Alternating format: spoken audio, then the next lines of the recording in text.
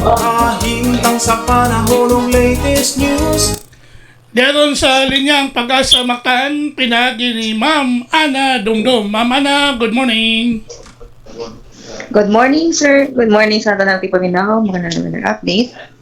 And ganihang alas 4 sa Kauntagon, ang kabahin ning atong ginamonitor ni Tropical Depression Wilma, Bagyong Wilma, na siya sa may 70 kilometers silangan sa Borongan City, Eastern Samar. So napabilin usa siya kahinay nga bagyo or tropical depression ang iyang gikuskon. So, yung maximum sustained winds doon sa sentro is nasa 45 kilometers per hour. O paghagros sa hangin or gustiness ng ubot og 55 kilometers per hour. Ang iyang liyok sa kasamtangan, westward sa gikusgon nga 15 kilometers per hour. Expected tang within 220 kilometers gikan sentro ni ini. Especially itong mga lugar nga nasa dool dito sa may Eastern Visayas, baka sinati mga kusog nga hangin.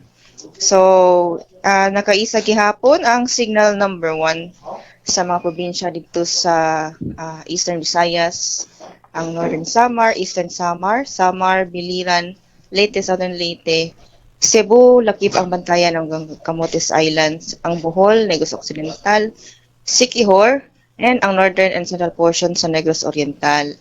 Ito sa Guimaras, sa may Western Visayas, Iloilo, Capiz, Aklan, ug Antique.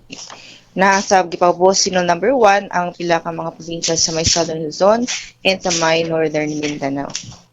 And karong adlaw, posible karong adlaw mulan full na kini dito sa may Southern Eastern Visayas ang kining bagyong Wilma. And sa itong forecast of the condition, tibok Visayas karong adlaw, maksinati og na ang mga pag-ulan nga adunay paghaguros sa hangin dala ni bagyong Wilma.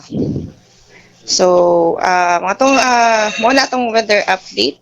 So, until adlaw linggo, expected nga si Wilma mo tabok hapon sa Visayas. So, pwede ta ma-refer sa tong latest na tropical cyclone bulletin.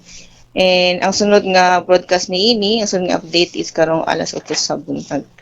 O mao kana tong weather update gikan diri sa Pag-asa Visayas. Maayong buntag and daghang salamat. Salamat kayo, Ma'am Ana Dumdum sa Pag-asa Mactan. Sa pa yan, sir. Okay, good morning.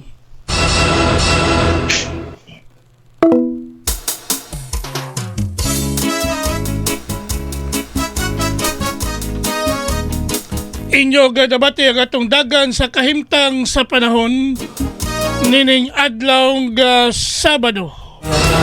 Pizza size bulan sa Disyembre tuig 2025. Pinagi ni Ma'am Ana Dumdum ang atong weather specialist gikan sa Pag-asa Mactan nga naghatod sa atong dagan sa kahimtang sa panahon kon weather update. Salamat kayo sa Pag-asa Mactan ug mayong buntag kanatong tanan. Sa kabisi makatunga, adunay live nga misa, mutambong og magamputa, iskong balita ning atong dakbayan, ang katawhan, balita sa trapiko, inyong masayran. Sa Lapu-Lapu City TV News, number 1.